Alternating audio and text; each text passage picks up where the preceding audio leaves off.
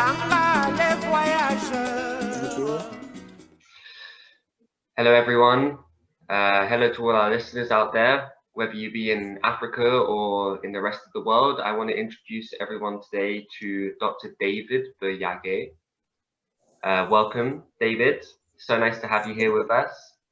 Thank you. He comes from South Kivu in the Democratic Republic of Congo. And he obtained his doctorate in theology and was a former lecturer at the Maharifa Theological Bible University. He's also a business owner and has run a few different enterprises within Congo. And currently he is a pastor working with the community in Durban. So very nice to have you with us today, David. And we're going to be asking you some questions today about life and the reality on the ground in Congo. And we're both very excited to have you here. I'd like to introduce everyone as well to my co-host, the fine lady on the left of our screen here called Pip Lawton. She is a South African living in England, and she is my co-host for today. And we are both very interested in what Dr. David Biryage has to say about Congo and the reality there. So thank you everyone for joining us. Pip, if you want to begin, or if you want to say any more, please prends la parole, take the stage, as we say in French. Oh, Dr. David, it's so lovely to have your company and to have this opportunity for you to explain to us one of the greatest problems that Congo has. In the West, you know, people think Congo and they come up with things like child labor, exploitation, child soldiers, when in actual fact, one of the key problems with the D.R. Congo is an extreme lack of infrastructure, an extreme lack of development. So we're hoping today for you to explain to us just how severe it is and how it affects trade, not just within DR Congo, but within the entire continent, really, because without the roads and the infrastructure in Congo, you can't trade from north to south, east to west. So you're going to explain, I believe, about the Eastern Congo, which is where you're from. Could you tell us, please, the name of the area where you're from? Basically, I'm originally from South Kivu, precisely in the territory of Kalehe, that the municipality of South Kivu. Wonderful. Thank you so much. So I'm just going to bring up a map before we get started so that everyone has a strong image in their mind of the actual physical representation of the country Congo, so that our viewers will have a kind of idea of what, you know, the size and the scale of it. Exactly. Yeah. So let's present this.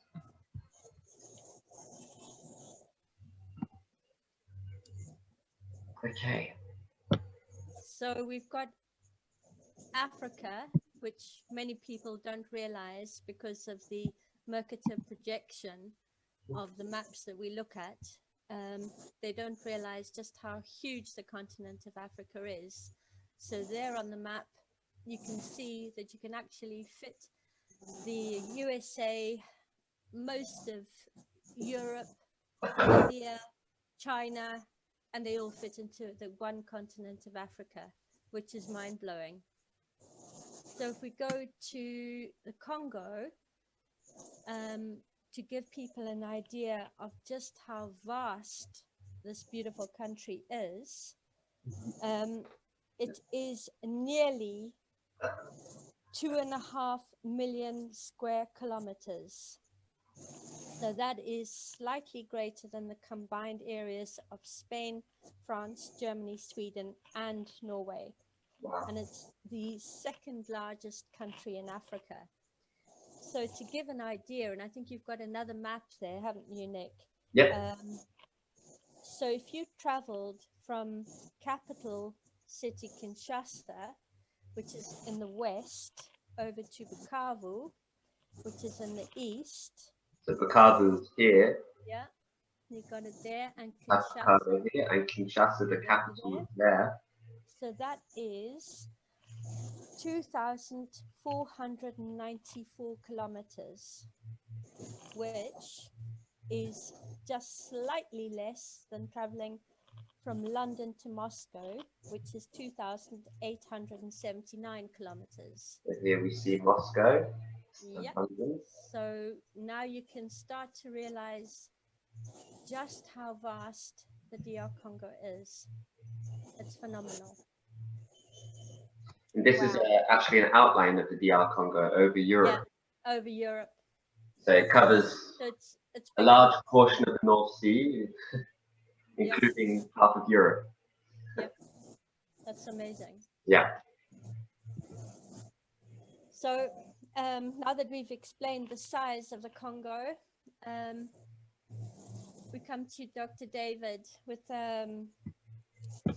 our first question for you, please, is to explain at present, what is the situation, infrastructure in the Eastern Congo? If you could explain to people who've never been there, who have no idea whatsoever. All we know is that the Congo at large has one of the worst infrastructure deficits in the world, along with Central African Republic and Yemen, which is pretty dire.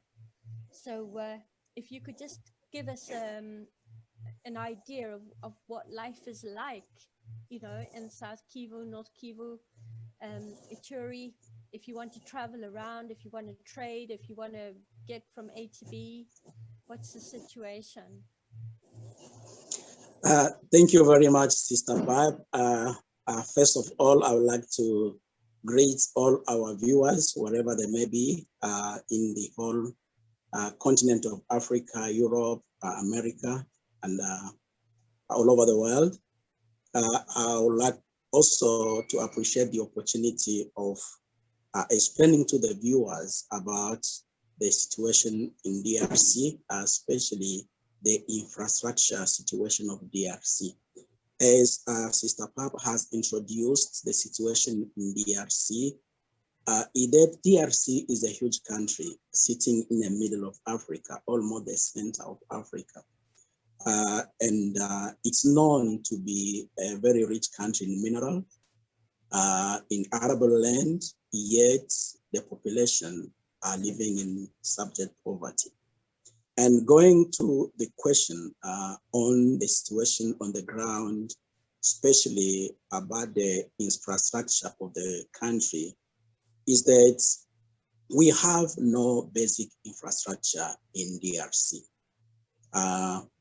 Of course, on the west side of the country, we might have little of the infrastructure, but in the south, the east of the country, there is no absolutely infrastructure. When we speak about roads, there is no road. You cannot go from Bukavu to Kinshasa by road. You cannot go from Goma to Ituri by road. You cannot go from Tanganyika to Kindu by road because there's no road at all. And this situation have been there since the colonial era till today. But the issue of insecurity and war has totally worsened the situation. That even the little infrastructure, the bridge we had has collapsed to the extent that you cannot go from one province to another. If we can just give a typical example about South Kivu, the capital city of South Kivu is Bukavu. Yet,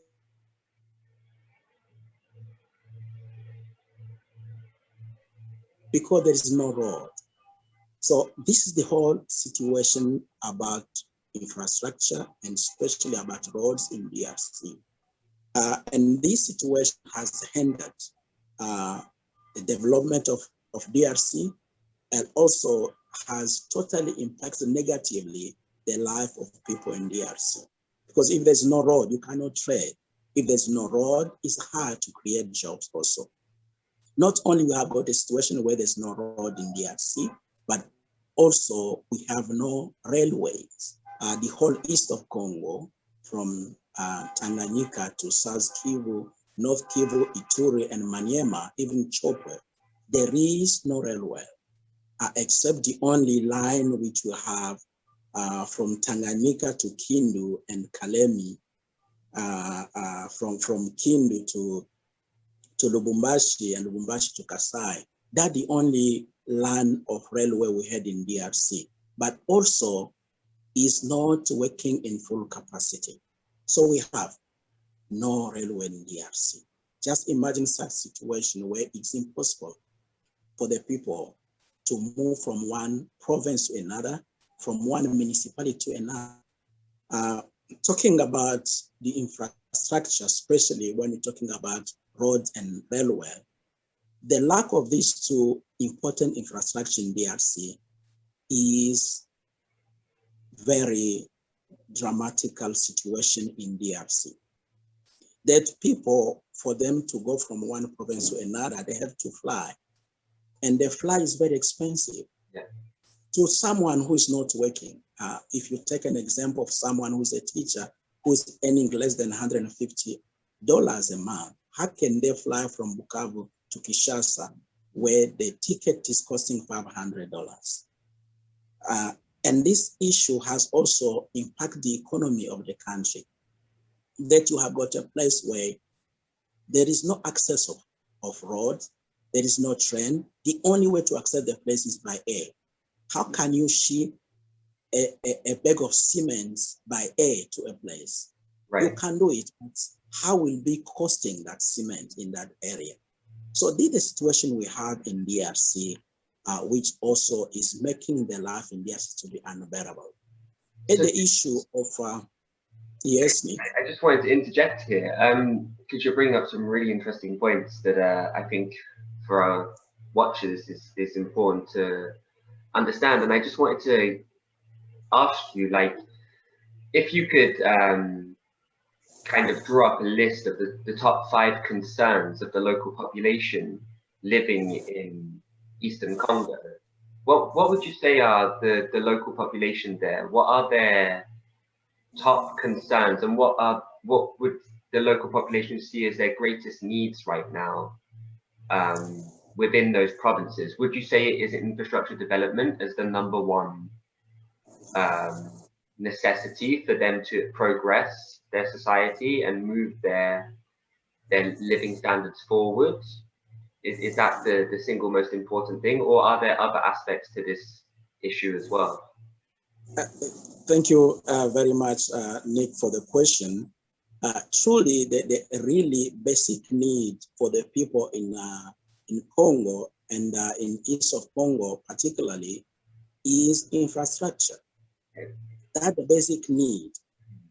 We know that beside that we need security, because you cannot also trade when there's no peace. But what we need urgently as a nation, as people, is infrastructure. If you have no roads, you cannot also have the agriculture sector being developed. Yeah. If you have no railway, how can you carry goods from one corner of the province to another, or from one province to another? Talking about the need of DRC, I really appreciate the NGOs working on the ground, helping people, and the funding provided to them. But personally, I think what we need is not humanitarian aid. We need infrastructure, because humanitarian aid will make you depend on the giver. But if you have infrastructure, you are able to build your future. You are able to do something to earn a living, not for one day or 2 weeks or a month, but for a year, for years. So I think the basic need we have is infrastructure. We need road, we need railways, we need electricity in the country. I hope I've answered your question, Nick. Yes, thank you very much. Just as an add-on question, Sorry, Nick, could we? Yes, sorry, go Pip. If you have a. Yeah, sorry, just to say, Dr. David, we were hoping you could just recap in Swahili for the benefit of people, Swahili speakers and Congolese. If you could just recap on your key points before you continue. Okay. Perhaps we could leave that to you to say that in Swahili. Okay. Asante sana kwa wandugu wote wa Congo, wale wanasikia Kiswahili, na kama mnavyosikiliza tunazungumza kuhusu mahitaji ya Congo, na nilikuwa nikizungumza kama Congo, especially ngambo ya East, Bukavu, Tanganyika, Goma, Ituri, Maniema, Chopo na zingine fasi zote tunahitaji barabara. Hatuna barabara. Ni kugumu kutoka province hii kwenda nyingine kwa sababu kuna barabara. Na wakati waniuliza swali kuhusu hitaji ambayo tuko nazo katika Kongo kwa saizi, nilijibu kama hitaji tuko nazo sio msaada, kwa sababu wakati wanatuletea mamisaada, ile mamisaada inatufanya kuwa watumwa kusubiria watu kila siku watusaidie. Lakini kile tunahitaji ni barabara, tunahitaji treni, tunahitaji umeme. Wakati tuna umeme, wakati tuna barabara, wakati tuna treni, tuna uwezo wa toka hii province mpaka kwenda nyingine, toka kwenye hii territoire kwenda kwenye nyingine territoire. Na nimefasiria kama kwa sababu ya kukosa barabara, treni na umeme imefanya maisha kuwa magumu, kwa sababu kama mtu anaishi mahali ambao gari haifiki na anahitaji saki ya cement, inabidi ile sima iende kwenye ndege, na kwenye ndege kuilipia inakuwa shida, na yale yote yanafanya maisha ya wakongomani kuwa magumu, hasa zaidi wale kwenye east ya Congo. Na ndio kwa maana nisimamishia kama msaada ndio ni mzuri, lakini kweli kama wangetusaidia, tunahitaji zaidi ujenzi wa barabara, treni na moto. Asante. Thank you very much, Sister Pa. Thanks, Dr. David. Thank you, That's David. wonderful. Yeah, that was. Could I just say, sorry, Nick, let's come back to you because you wanted to Sure. ask something. Yeah? Yeah, go for it. Take the floor. Do you have a question? Yeah. I just wanted Dr. David to please explain, because it's certainly something that had never occurred to me. You were talking about the cost of cement. So getting a bag of cement, if you live in Bukavu, or if you live anywhere else, farther into the center of D.R.C, and you wanted to construct a house out of cement, or if you wanted to build, you'd need it for roads, railways, for any form of infrastructure. And it had never occurred to me how incredibly expensive such basic things are when you don't have any level of infrastructure with which to transport them from another country. So you're not only importing them, but you're importing them and getting them there at great cost. And I think you once said to me about the price of cooking oil, which of course is a basic necessity. I wonder if you could just sort of elaborate on that. Yes, Sister Pab, thank you very much for the question. Is that the whole cost of living and the subject poverty Congolese people are into today is all related of lack of infrastructure. If we take an example of someone who is in Shabunda, Shabunda is located at almost 360 kilometers from Bukavu, is one of the municipalities of South Kivu. And if you want to build a house, in Bukavu, a bag of cement is costing almost closer to $16 US. So if you want to ship that bag to Shabunda, you need to fly that bag, and 1 kilo costs $1. So you understand that the cost of flying that bag is $50 plus the price you pay that bag that's going to land in Shabunda for $66 US. So how much are we going to sell there in Shabunda? Yeah. How many people can afford to pay it because they are not working? So the whole problem we have of the cost of living even the whole poverty, is all related with lack of infrastructure.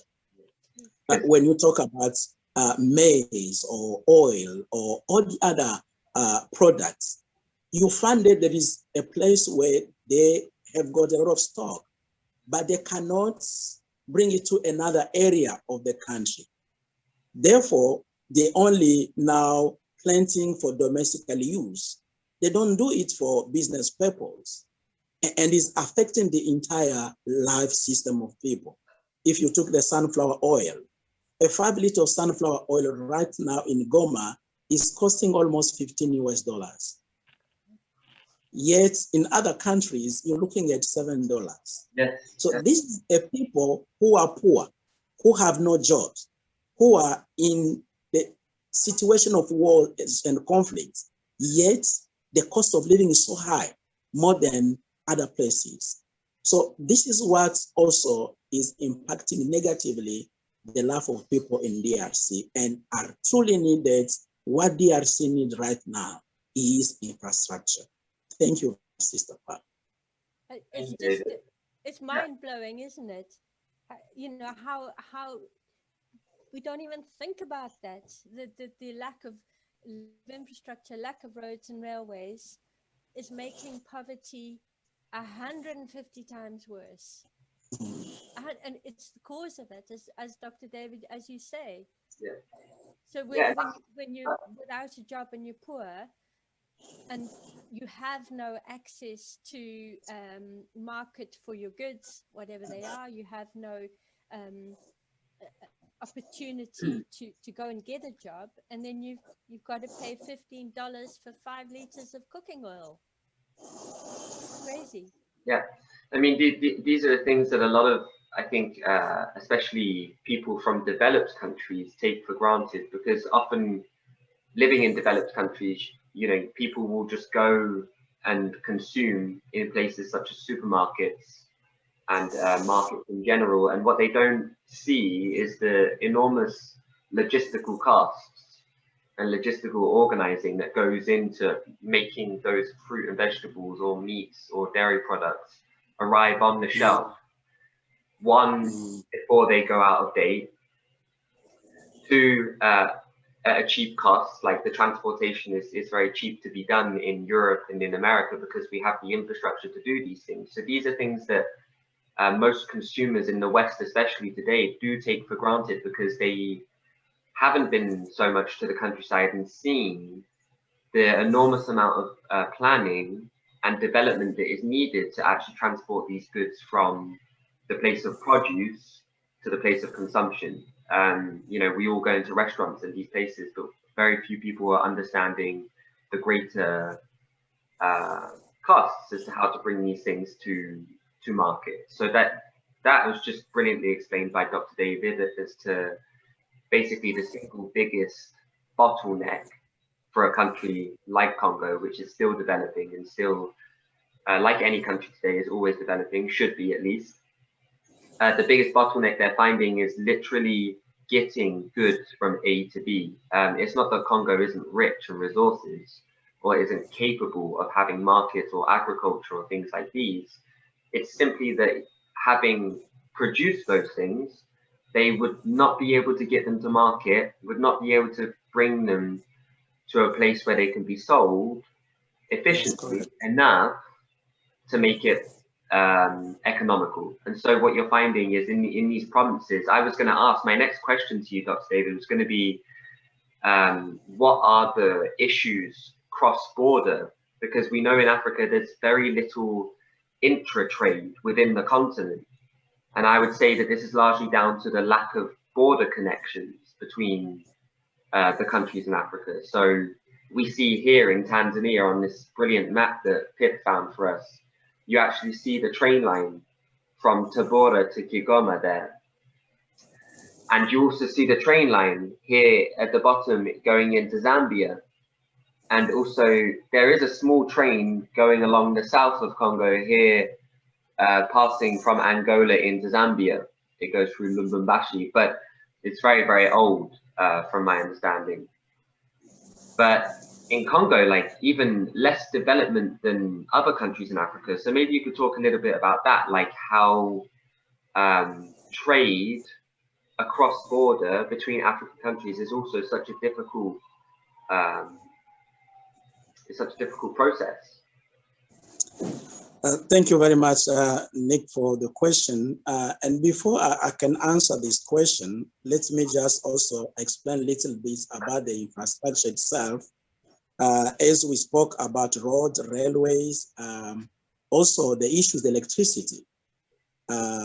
Although we are located in the equator where we have got rain every day, and this could help us to have power plants or small hydro plants for electricity, but yet the country doesn't have electricity. And you understand, how can you establish a manufacturing sector if you don't have electricity? And this has been really a tremendous issue on the way of trying to resolve the problem of food shortage also in D.R.C, because when you don't have electricity, how do you process them? And answering your question is that, as you can see the map of Congo, Congo is sitting at the center of Africa. And when you have got no infrastructure in D.R.C, you are hindering the whole process of trade among the other countries of Africa. For example, if you look at this map where you see Tanzania, you cannot ship goods from Tanzania to Congo Brazzaville, because for you to do that, you have to go through D.R.C, unless you can do it by boat. But if you want to use roads, you cannot, because there is no infrastructure in D.R.C. And this has been hindering the whole process of development of the region itself and the continent in whole. So the trade also is almost affected the same issue. I remember we had a problem where some truck drivers who were coming from Tanzania, they couldn't enter into D.R.C because the road were not well. So they were scared about their trucks. They decided to strike at the border of D.R.C and Rwanda. So you understand that among the neighbors of D.R.C and the whole region, the lack of infrastructure in D.R.C is affecting the whole development of the region and the continent. Yeah. Thank you very much. Yeah, I mean, given that it's the second largest country in Africa, it's pretty important that not just for Congo itself, but for the entire continent, especially as you can see in the bottom left of the screen here, you see the continent of Africa. Then this outline, this silhouette of black here is actually the heartland of Africa, which is Congo. It is the living heartbeat of the continent. And if it doesn't realize its potential, it will be very hard for the countries surrounding it as well to also realize their potential. I mean, in the past few days, we've had the World Food Programme Director David Biryage come out and say that Congo is one of the worst affected nations in the world from this pandemic. There are currently 29 million people in Congo who are facing acute food shortage. So this is malnutrition, like this is, when they say acute, it's like severe malnutrition, so severe shortage of food. We're talking 29 million people. That's a country the size of a small European country. So it's an enormous amount of people. It's immoral and it shouldn't be happening. And infrastructure is, you know, as Dr. David was saying before, aid can do a lot. Charity can do so much, and it's brilliant what the NGOs on the ground are doing. But without infrastructure and without that economic development, it's going to be very hard for Congo or any of the countries surrounding as well to really realize their full potential and, you know, as an end, escape poverty, as other countries have done in the past few decades. Yeah. So moving on, Pip, do you want to broach on this question? I'd just like to say to Dr. David that I've heard that you can grow everything. There isn't anything on the planet that won't grow in the Congo. And that makes it all the more insane that there are that many people going without food, and there's that higher level of malnutrition, especially among children, because the soil in your country is probably one of the most arable areas in the world, because you've got sunshine and you've got abundant water and you've got volcanic soils, you've got everything. You've got the Congo River Basin. Yeah. So it is the height of insanity and the wickedness of this world that there are people in your country struggling without food. Could you just explain to us the question of children in particular, and malnutrition in children, and how it is that people cannot even access, because of insecurity and lack of infrastructure, people can't access their fields. They can't just go out to their fields and farm because there's so much insecurity in particularly North, South Kivu and Ituri. Dr. David?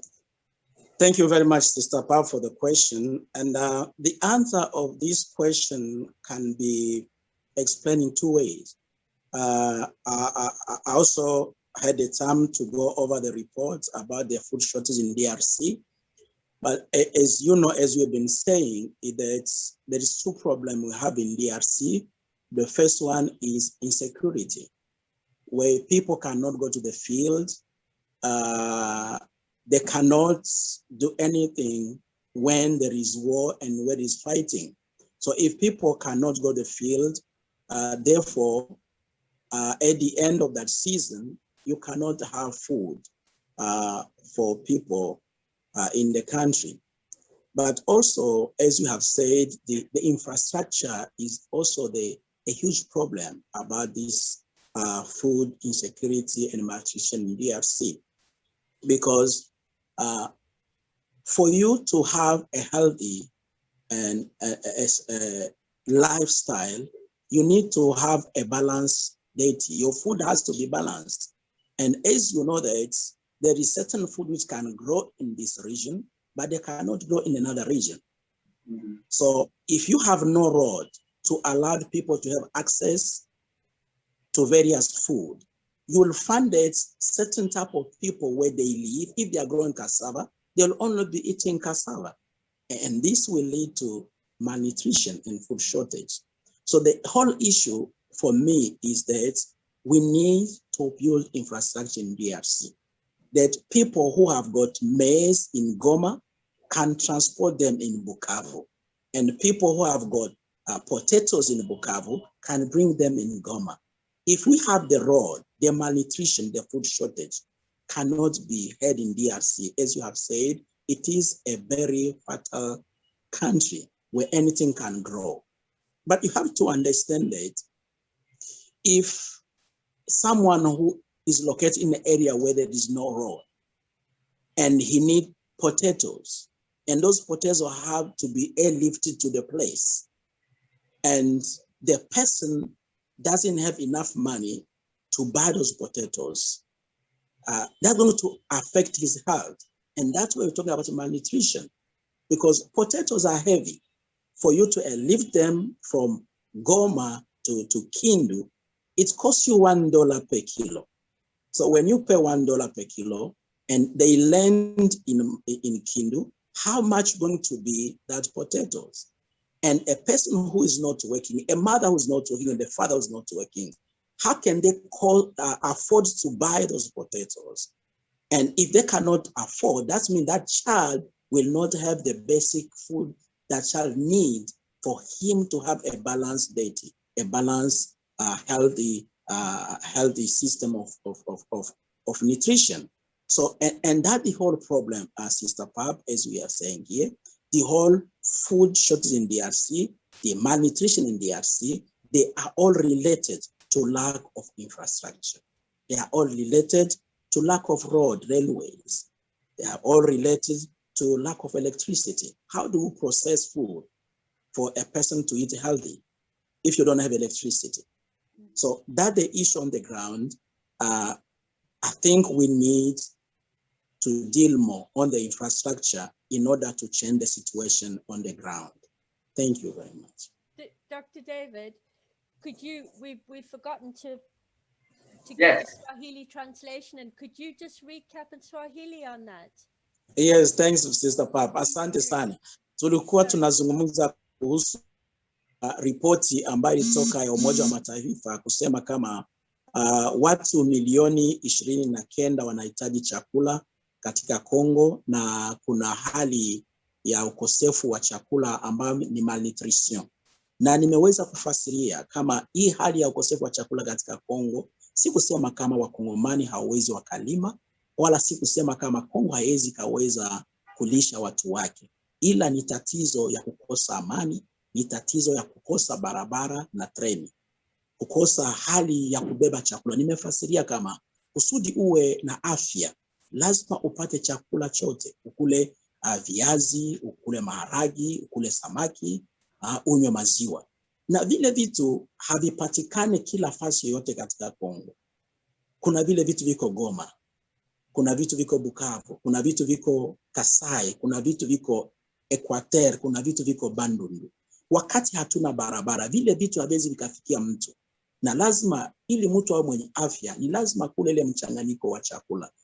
Na ndio kwa maana nimesema kama ili tudili na mambo ya kukosa chakula katika Kongo, tudili na mambo ya malnutrition Mkongo, tunahitaji kuwa na barabara, ili mahali popote mtu iko awe na access ya kukula kila chakula chote ambacho kinahitaji kwa ajili ya afya bora.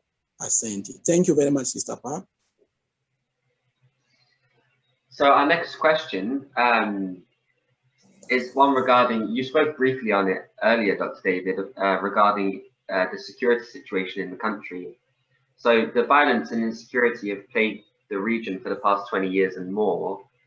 The government in D.R.C have promised to rebuild the road from Goma, which is here for all of our watchers, to Bukavu. And we'd like to ask you, like, what difference do you think something like a road has in increasing the security of the region, and also the country in general, but especially of this particular region? And also, could the development of the physical economy, including building factories for manufacturing goods and investment in agriculture, change people's outlook on life? And could it also potentially bring about ending the war eventually?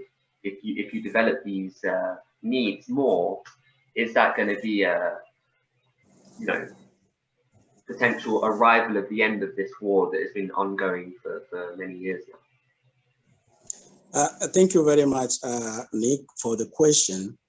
The issue of wars, insecurity in Congo, mainly is not the issue of Congolese people themselves. Right. It is the issue of the multinational who desire to control the minerals. For us to have the end of the war in D.R.C, the multinational companies, they have got a role to play. Right. But also we have to acknowledge that the people on the ground, they are the one executing this mission in order to achieve their objectives of controlling the minerals in D.R.C. And the fact that they are not working, they have no jobs, they have no other way to earn a living, they always become a potential target for the multinational company to use them because they have nothing to do to earn a living. So when you build roads in Congo, in east of Congo, in Goma, Bukavu, Ituri, and other provinces, when you build railways, when you set up a manufacturing system in D.R.C, obvious these infrastructure are going to create jobs for the people. And these young men are going to find themselves working, having another way of gaining a living. Therefore, they cannot be recruited easily to go and fight or create war in the country. So I really believe that the physical economy, the infrastructure development, it is also a key element we need to implement in D.R.C if we want to end the war in D.R.C. Because if the multinational companies comes and they want to create a war in one area because they want to control minerals and they have no backup on the ground, it's going to be difficult for them to do it. So I agree with you that the physical economy, building infrastructure in D.R.C. is very, very key to bring stability in Congo and in the region. Thank you very much. And can we now have that in Swahili as well, please? Just because it's such an important point. You can give your synopsis. Sorry, did you hear me? No, I didn't hear you very well. Can we do it in Swahili? Can we in Swahili? Your answer in Swahili, please. Oh, thank you. Sorry. Yeah, jambo tena wasikilizaji wale wanasikia Kiswahili toka East Congo na pia East Africa. Tulikuwa tukizungumza kuhusu namna gani maendeleo ya kujenga barabara ama treni ama viwanda moto inaweza kusaidia kumaliza mizozoro ya vita ndani ya East of Congo katika majimbo zote za Kivu. Na nimefasiria kama vita tupo navyo Congo si vita vya Wakongomani, ni vita kutoka wale multinational companies ambao sababu yao ni kukamata mali ya Congo, na kusudi wafikie ile lengo wanatumia Wakongomani, na inakuwa rahisi kwao kwa sababu Wakongomani hawana kazi, hakuna mabarabara, hakuna kazi la kufanya. Lakini kama kuna kuwa system ya kusema barabara zijengwe, kazi zitakuwepo, watu wataingia katika kutembeza gari, wataingia katika uchuruzi, wataingia katika kilimo. Kama kuna kuwa umeme, watu wataingia katika biashara. Kama kuna kuwa treni, watu watakuwa naweza kusafiri toka kwenye kona hii kwenda nyingine. Sasa hii yote maendeleo ikikuwa ndani ya Congo itasaidia kumaliza vita. Kwa sababu wale watu wakija kuanzisha vita, kama hawakuti watu wa kuwasaidia, hawezi wakaanzisha vita katika Congo. Hawezi wakaanzisha kwa sababu hawatakuwa na Mkongomani anatembea na wao. Ni kusema kweli miradi ya ujenzi wa viwanda, barabara, treni katika Congo ni jambo moja muhimu sana kwa kuleta amani katika Congo na katika pia region ya Great Lake. Asante sana. Thank you, Nick. Thank you, Dr. David. Could I jump in with a question there? Yes. Dr. David, so we know about the coltan and the cobalt, and without all of that comes from your part of DR Congo, we couldn't have all the mobile phones, the cell phones, or the electric cars, or all the computer goods, or the digital revolution. It's insane. It's not. It's criminal. It's insane. It's the most terrible situation. Now, is all of that flown out? Is it put on airplanes and flown out? Bags of coltan? Yes, Mr. Pap. Like the mineral in D.R.C. have got regions. As we're talking about regions also, when you talk about development. So when you talk about cobalt or copper, you're looking at the Katanga region. And because of those minerals, we have got few kilometers of road being built on those areas for the purpose of evacuating the products from Lubumbashi to Zambia. So the multinational make sure they have got a road to just help them to exit their products. But on the east of D.R.C., we have got gold, you have got coltan, you have got casterite, you have got orphan and all other minerals. There is no road. So what they do, they fly them by air from all those different places to Bukavu. And from Bukavu, they are shipped in containers and taken to Rwanda. So in the east side, because there's no road at all, they are using aeroplane to transport the minerals. That's the situation in D.R.C. But on the side of Lubumbashi, because you have got Jekamin, who's a general company of mining in D.R.C, and these big multinational companies, they managed to build a few kilometers of roads to make sure that their products are able to exit D.R.C. Thank you. Yeah. So I would just like to say, you know, there's the latest, well, it's not a latest thing, it's been ongoing for a while now, is this sense of corporate responsibility, where they say that if an MNC works in a region, that they have to compensate the community. So they have to, like you say, build some roads or hospital or school.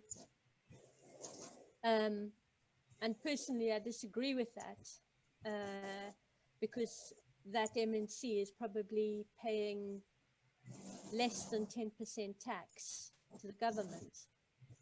So it's an illegal situation. These MNCs, as we know, are exploiting the resources. Yeah. So it would be far better if they were in a situation where they had to pay, I don't know, 30% tax to the government. Yeah. And then the government would have the funds to build the infrastructure. Yeah, I mean, not just that. I think a lot of these companies should be regulated in such a way that there is a form of technology transfer, where the skills that are needed to build the infrastructure are passed on to the local communities. So we see this in other countries being done, where you have universities that set up agreements with other foreign universities where they have exchange routes, go from country to country and learn the different skill sets needed to build the infrastructure. And so sometimes companies like Siemens or General Electric or Caterpillar or whatnot, the big multinationals, I honestly believe that if they're going to be operating in a foreign country as a multinational, you can come to the forms of economy and kind of the economic agreements can be very flexible, but there must be some form of social work going on, and that can take on a multitude of different forms. You can have it, like I said before, in the form of technology transfer, where you literally take a group of, say, 1,000 Congolese young adults, and you train them in the skills required, and you basically give them a training which gives them a job in their own country, and would give them the skill set needed to develop the infrastructure locally, and also to then, after having built the infrastructure, to maybe go on and start their own infrastructure company, or maybe they go on to start their own engineering school or architecture design firm, or it could be a multitude of different things that come out of construction. So I would be encouraged to see, like Siemens has already started doing this in certain countries in North Africa, for example, where there are training programs being set up in Egypt, for example, where they have training centers that are being used to train young Egyptians to build high-speed rail, for example. So this could easily be incorporated in other countries, and it is starting to be being done, and it's something that maybe the Congolese can think about for the future as kind of negotiating these agreements with these multinationals. I don't know what you think about that, David, but we'd love to hear your thoughts on that too. Yes, it's have to be a way forward in trying to solve the situation on the ground. As you know, multinational, they don't think about the country where they are investing in. And of course, they have no time because they are mainly focusing on their business. But coming up with a system where you train local, empower them, give them skills, and help them to be useful to the development of the infrastructure of their country, it can be a very important way forward. As Sister Papa was saying, there is some way of contribution which the companies are doing, and that is only mainly in the side of Katanga, but is not yet in east of Congo. They are still taking minerals without helping communities there. And still, those contributions are not really doing any impact on the ground. Therefore, there has to be a system where these multinational companies create, where they transfer skills, maybe in road construction, on railway construction, as it is the case of Egypt, so that at least they can leave an impact to the local communities. The local community can see them not as looters, but as people who are coming also to build the economy of the country. So I agree with you, Nick, about this approach on moving forward to help speed up the infrastructure development in D.R.C. Could we have that in Swahili, Dr. David? Okay, so thank you, Sister Pab. Tulikuwa tunazungumza kuhusu namna makampuni zinakuja kuiba mali, kuchukua mali Congo, zinaweza kufanya kusaidia wakongomani kujenga nchi. Ni kufanya system ambao wana treni watu katika kujenga barabara ama treni ama vitu vingine. Kisha zile pesa ambao wanasaidia wanaziingiza katika zile makampuni kwa ajili ya kujenga Congo. Na ndugu Nick alikuwa akizungumza kuhusu system ambayo iko Egypt, ambao wana treni vijana kwa kujenga treni, njia za treni. Na ndio tulikuwa tukizungumza kama ni vizuri sana hizi makampuni zisikuwe tu zinasema zinaleta hela, hata kama hela ndewe ni ndogo, lakini lazima zilete pia technology, zifunze watu namna kujenga nchi. Zile pesa wanavyotoa zinaenda kwenye ujenzi wa nchi, zisiende katika mifuko ya watu kadhalika, na ili itasaidia maendeleo ya nchi yetu, na zaidi itasaidia kusema barabara, treni, moto na viwanda vijengewe ili watu wawe na makazi na wawe pia na maisha bora. Asanteni. Thank you very much, Sister Pat. I had an idea. Thanks, Dr. David. I had an idea. Perhaps those multinational companies could supply all DR Congo's school children with laptops. Yeah. How about that? Yeah, that's a good idea. Yeah, yes, as part of a skills transfer, that can be a way forward. We have been thinking about also even doing having training skills centers around the countries. Yeah. As you know that we're talking about infrastructure, but you're not talking about education. Education also is still another area where Congo is still behind. And if you can set up skills transfer centers around the countries where children can have access to technology, get trained about how to use computer and how computer can be helpful in development, it can be a good way forward of making sure that the young generation have got all the skills needed to be benefic to the development of the country. So it is an important idea, but the question is still, Sister Pap and Ranik, how do you make the multinational company to do that? Because they are mainly business-minded people. They are mainly profit-minded people. They want profit for their own companies and not for communities. It's a good idea, but how do we make them do that? That's the challenge. Thank you. Could we have that in Swahili, Dr. David? Yeah, tulikuwa nazungumza kuhusu mawazo ya kusema kama hizi makampuni zinakuja kuchukua madini kwetu Kongo, yasaidie katika pia elimu, kwa sababu wakati tunapatia watoto elimu inawasaidia kuwa tayari kusaidia nchi katika siku zinakuja. Na tulikuwa tukizungumza kama zile makampuni zinaweza kutoa hata makompyuta, na tunajenga masomo ya kompyuta katika kila province ya Congo, kiasi watoto wakimaliza école primaire mbele waanze école secondaire wanapewa mafunzo ya kompyuta, wanapewa elimu ya kompyuta, kujua namna gani kompyuta inaweza saidia katika maendeleo ya nchi. Inaweza kuwa jambo nzuri sana kwa kusema kama kweli wanaonesha kama wanakuja kusaidia taifa, kwa sababu kama watu hawana elimu, wale watu kwa siku zijayo ile taifa itaangamia. Lakini swali na tatizo ni kusema tunawezaje kuwafanya wale multinational companies waweze kutoa makompyuta na waweze kusupport ile mawazo ya kusema watoto wapewe elimu ya kompyuta. Hiyo ndio tatizo, na ndio nilikuwa naonesha dada Pipe na ndugu Nick. Asante. Thank you very much, Sister Pipe. So as we've all heard today, like thank you everybody for listening in, but as you can hear, it seems to be infrastructure.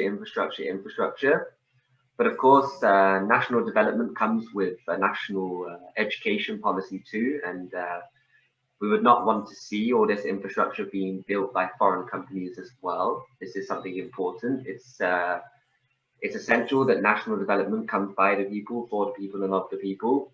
And this is a principle that is evident all over the world in different republics that have been created worldwide. And I just think it's a matter of time before Congo realizes her potential too. I think we live in very optimistic times. I think this arrival of a new paradigm is very much on the cards. And I would say no more about that. I mean, that's something we can get into more on other days and other interviews. But for our listeners out there, it's so important to not just think of poverty as a kind of sympathy act, okay? Because human beings do not necessarily require our sympathy, but they do require our action. And it's important that, you know, that we realize that these things are tangible, that they can be changed. They are not absolute. They do not have to be like this. And there are very simple and concise explanations for why they are as such, for why the reality is this way. And I would encourage anybody out there who's listening to go and just take a little look. You know, there are a bunch of sources of information to study the short, you know, the history of Congo first and foremost, to have a little bit of insight into the culture there and the general developments that have taken place over the past decades, and to get Congo to where it is today. And that will give you a very good idea of how we can progress out of this issue of lack of development, lack of people-to-people exchanges, lack of cross-border trade, lack of economic movement, lack of transfer of technology or training or education. These things stem from a common issue. So for all of our listeners, please, if you will, take the time, look at the possibilities, look at the problems, and you will open your mind to a whole world of new realities that could be potential within the next 20, 30 years if we just simply take action now rather than later. And instead of thinking of these deaths and this poverty as just a number, actually think of it as a real situation which we can tackle and we can solve if we work together internationally. So that would be my pledge for people today. I leave the floor to both David and Pip to finish their parting discussions, their parting observations. So Pip, if you will, please. Thank you very much, Nick. Dr. David, I would like to ask you, what would be your message to people about Eastern Congo in particular, and D.R. Congo in its entirety? What would be your message? If you could just give one message, what would that message be? And if you could just have one act, if you were allowed to construct just one thing, what would that be? Thank you very much, Sister Pao, for the question. And before I can say the one word, I would like to also speak to the viewers that for the things to change in D.R.C. is always look like impossible things, because when you look at our national budgets, is $5 billion US. How do you divide $5 billion in 26 provinces and build infrastructure? So you understand it is not a very easy task as many people may think it is. And that's where it involves everyone to come on board and help with whatever way can do or she can do to help. But we are working, me and Honorable George, on the project to try to assist the government on how to speed up infrastructure development in D.R.C. And we believe that's going to be model to also other different parts of Africa. And this, we are working on it for South Kivu, where we can try to elaborate different way of projects where people can intervene in order to help situation in D.R.C. And speaking about the question from Sister Pap is that there is so many ways we can intervene to help in D.R.C. Because if you can only decide where you are, say, look, let me just and go and establish at least a peanut butter processing in D.R.C. It's going to change the life of people. It is a business you are doing, but it's almost like a humanitarian way of assisting people, because that peanut butter in D.R.C. is going to help also reduce malnutrition. So if a person can decide to say, no, let me set up a small business in D.R.C. maybe for sunflower oil, you're looking at maybe $40,000. Although you're setting it up for a business purpose, but when you reach in the ground, you will discover that it is humanitarian, because you are changing the lives of people. You are reducing the costs of living in D.R.C. Not only that, but also we can have a way of helping, like we spoke about computer. If everyone can say, I'm giving 2 or 3 computers to support the education in D.R.C., that can be a long way to go, because you are investing in the future, you are investing in the generation to come. So to all our viewers, wherever you may find yourself, there is a little stone you can use to change situation in D.R.C. No matter how it's little, but it can change lives in D.R.C. Thank you very much, Sister Pat. Can we have that in Swahili, Dr. David? Sorry.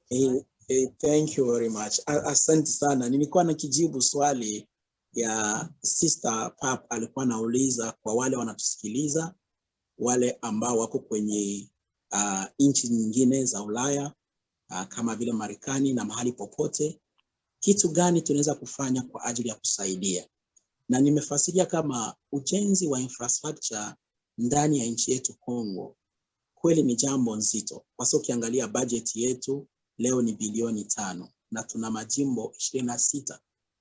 Kusema utumie ile bilioni 5 kujenga infrastructure katika jimbo zetu zote inaonekana ni kama ni jambo ngumu. Lakini pia nilizungumza kama kwetu sisi kwa upekee tumeanzisha mawazo na ndugu Honorable George ambaye ni mambo ya parlema ya Sud Kivu, ya kusema tuanze mawazo ya kusema tusaidie ujenzi wa barabara, moto, pia kilimo katika jimbo letu la Sud Kivu, ambayo tunawazia kama ikiendelea itakuwa pia model ambayo jimbo zote za kutumia kwa ajili ya maendeleo, kwa sababu hatuwezi kuachia tu government kufanya vitu vyote. Na ndio kwa maana tumeanza lile jambo kusema tusaidie, ambao tunaweza tutafanya ma system ambazo zinasaidia watu kujua kama katika hela ndogo niko nayo kwa wale wako Ulaya nafasi yoyote, na naweza nikaitumia kwa kuchange maisha katika jimbo letu, katika nchi yetu. Kwa sababu wakati mtu anakuja anajenga kiwanda cha kufanya kalanga ama mafuta, hata kama ni katika njia ya biashara, lakini pia atajikuta kama ni katika njia ya msaada, kwa sababu bei ya ile kitu itakuwa chini na maisha ya watu yatabadilika, hata pia atakuwa ameleta kazi kwa wakaaji, na ile jambo litasaidia. Ni kusema mahali pote mtu wote kwa iko ana pia kidogo anaweza kuchangia kwa ajili ya kusaidia shida ambao Wakongomani wanapitia ndani. Asante sana. Thank you very much, Sister Pat. Thank you, Dr. David. Thank you so much indeed for joining us this evening, for teaching us everything that you have. And I hope that you will come and join Nick and I in the very near future, and we can discuss more. Thank you very much. Thank you very much, Sister Pap. Thank you very much, Nick. Yes. I really appreciate being with you tonight and trying to highlight the situation in D.R.C. And it is my belief that it's not going to end here, but we're also going to have a privilege one day to be together in D.R.C. so that we can see the reality on the ground. I really hope so. Like, I very much look forward to it. And anything we can do to help in spreading the awareness of the current situation and the possibilities of the future is great. Thank you. It's a pleasure to be able to do alongside you, David. Thank you so much for today. Thank you very much. It's very eye-opening, and I think it's so important for people to really focus on this country right now. It's so big, as we said, second largest in Africa. Yeah, just the potential is enormous. We always focus on countries like Sudan. When we talk about poverty, Ethiopia comes up a lot, but it's actually Congo right now which is suffering the hardest. So yeah, it would be great if people could really have a little look and get these Western institutions to put their money where their mouth is, and give Congo a helping hand, maybe, and we'll see different outcomes. Yes, that's correct. That's correct. Thank you so much for today, everyone. Yeah. Thank you, Dr. David. Thank you, Sister Pap. Thank you, Nick. Thank you very much. Thank you very much. Bonne soirée. Bonsoir.